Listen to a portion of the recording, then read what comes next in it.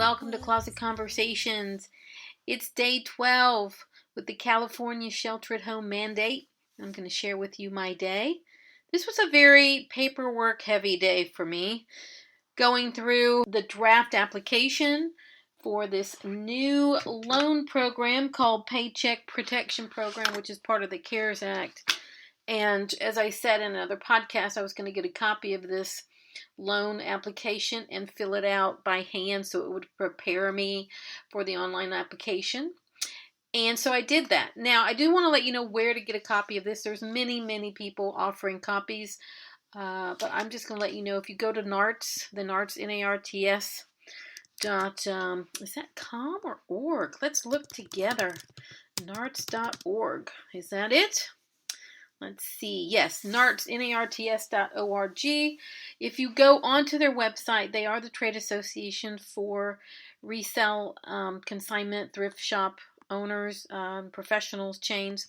They have a whole section on the coronavirus and the resale industry. It says resources and support. So when you click on that link, you're going to go down midway on the page and see where it says the resale strong files. It says it gives you the Paycheck Protection Program application, the information fact sheet, and a draft landlord letter that you could share with your landlord during this time. So I spent all day basically working on that. And the key thing really, this is a very easy application. It's very straightforward. It's super short.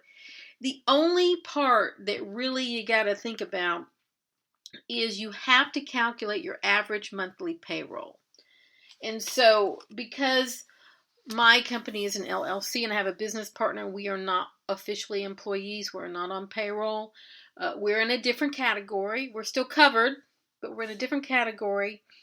And my understanding from Neil Abramson, the president of the NARTS board, who's been giving us daily updates on the NARTS website with his live shows. They're becoming must-view, like Governor Cuomo in New York. But he's the one giving us the daily updates, and he basically was saying that someone in my situation needs to wait until the second week to apply when they open it up to people in this special category, but that I still need to be prepared with calculating my average monthly payroll. And so those are things like in health insurance, life insurance, benefits, right? Benefits. So it isn't literally your draw, it's your benefits, your benefit package. So that is something that I learned. And so I've been having to go back through QuickBooks and dig out, well, what are our benefits? What do we pay on health insurance and what do we pay for life insurance? And, what are those numbers? Because it's in there, but I've never had to pull it out for this reason and calculate this number. And the Paycheck Protection Program, which is part of the CARES Act, is basically a loan program with a percentage that can be a forgivable loan. There's lots of details and stats around that. There's a lot of rules. So it's still a great program, but the loan amount is based on 2.5 your average monthly payroll. So basically you take your payroll for 12 months. Now, I don't know if it's for 2019 or 2018 because that's one of my questions. But you take your payroll, divide it by 12, and multiply it by 2.5. And that's a pretty big loan for a lot of people. So that is the loan amount you apply for. And when you apply, you can get this $10,000 emergency money like right away, things like that. But we're going to have to wait. I'm excited because I have the application. I've already filled it out by hand, although this will be an online application. And surely in the next couple of days or into next week, I will be able to know what my average monthly payroll costs are times 2.5 and be able to fill in that number. So I spent a lot of time on that today, so I was really excited.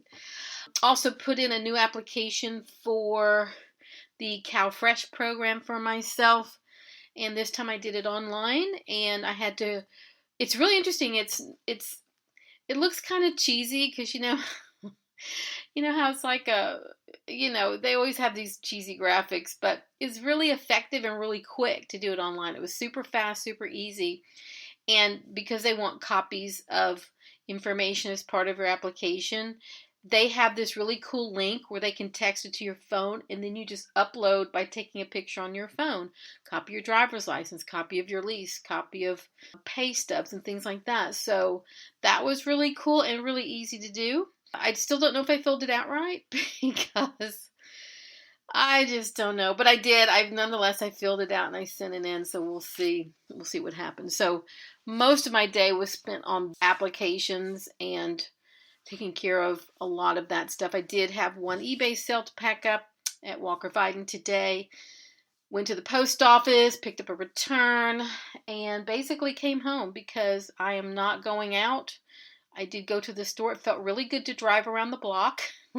So, yeah, and went into the post office. And today I wore a mask, but I didn't wear gloves. And I forgot to put my gloves on. So here I was signing for this return package in the post office. And my hand is on the stylus. And I'm like, great, there's going to be germs. So I just made sure I didn't touch my face till I got home. And then made sure I washed my hands very quickly. I also spent some time reading my lease today. First I had to find it. And then I had to read it. And for my consignment shop. And it's so interesting because when you finally go back and read it and try to look at the fine print and look for things that are related to if something like this happens, you realize that there are more sophisticated leases in the world than what you might have. So I was reading that today, looking for language. Our goal is, when we write our landlord, is to really be able to point anything in the lease if we need to. And if not, just a general appeal. What was really great is that our landlord proactively called us, and he sent us information on the CARES Act and things like that, just to make sure that we knew about it, which was great for him to proactively do that. Now, it's in his best interest to make sure his tenants can pay, but that wasn't the point. The point was that it felt really good for him to reach out to us before we'd even written our letter. So it just goes to show that they are very aware of this situation. It impacts so many people, all of their many properties. And so everyone needs to basically help each other get through this. And so I really appreciated that phone call. Yeah, that was just great.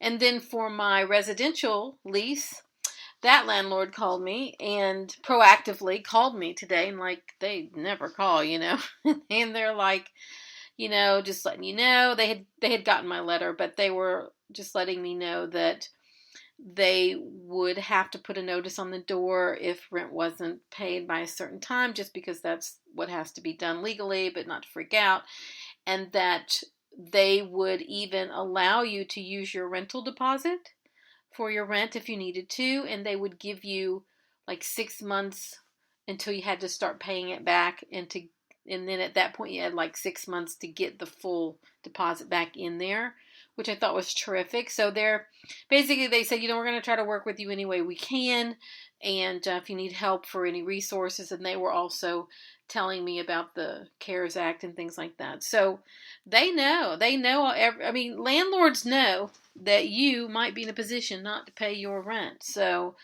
the key is to try to work with them, be very open about it, give them as much as you can. And if you can't, just work with them, because, we're all in this together and everyone is connected. And we, if ever there was an opportunity to be reminded how we're all connected, this situation certainly does that. So I did a little bit of listing, very little, like 4 things on Poshmark today. Rephotographed a couple things that we are highlighting on Instagram. Some beautiful Moschino sweaters. So I had to take care of that. But I really wasn't in the mood to do a lot of listing because I was more focused on this bigger thing, which is getting this money in. And I did a load of laundry because all I'm doing is wearing sweats. And so my laundry was like sweatpants, sweat cardigans, sweatshirts. It was all this stuff I'm wearing every day. So had to get that done. And then that's it, really just what I didn't do is I didn't go spend a lot of time on CNN today, because I can tell you that is being very damaging for me. I can't deal. The only one I can deal with right now is Governor Cuomo, and since I know so many people in New York and lived there for so long, and I like his approach, I can handle what he's saying. But I really can't handle these headlines anymore. It's just too upsetting. And so for me, I've really just avoided going down that rabbit hole because every time I do, it's really starting to affect me. So I have been purposely not doing that. Now, some things are hard to ignore because I get these alerts on my phone, which is fine. But I don't have to supplement those alerts with spending too much time digging deep into this situation that I'm very aware of. And, just trying to keep my own mental health in a good place. And so I think focusing on this podcast and focusing on the future and the loans and all of that, digging around in my numbers in my lease, which I normally do, is a much better way to focus my time. So that's it. That's really my day, and I hope that yours was good as well.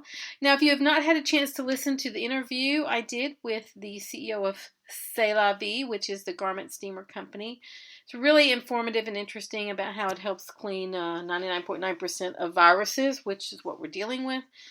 We also have our social media contest going on right now for another 6 days, and it's a like, tag, and follow to win one of the steamers, $200 steamers. Definitely check that out. If you haven't, just go to JennieGirl's Closet on Instagram and you'll see it posted on there. Also, if you haven't yet joined, I have my Facebook page, Jennie Girl Loves Resale, Retail, and Consignment, where I'm posting all kinds of information about the industry and the changes. Definitely go there if you haven't. And of course, I do have a YouTube channel that has not gotten much use lately, but if you haven't subscribed, please do. It's called Jennie Girl's Closet. And that's it, short and sweet. I hope you're having a great day. I hope you're staying safe and you're sheltering and doing all the things that you can do to stay healthy in this time.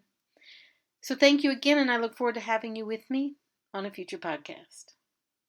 If you like the song you heard at the beginning, it's called Black Hat. It's written and recorded by Jennie Walker and Tommy Farragher from the album Night Flight to London, which is available on iTunes worldwide now.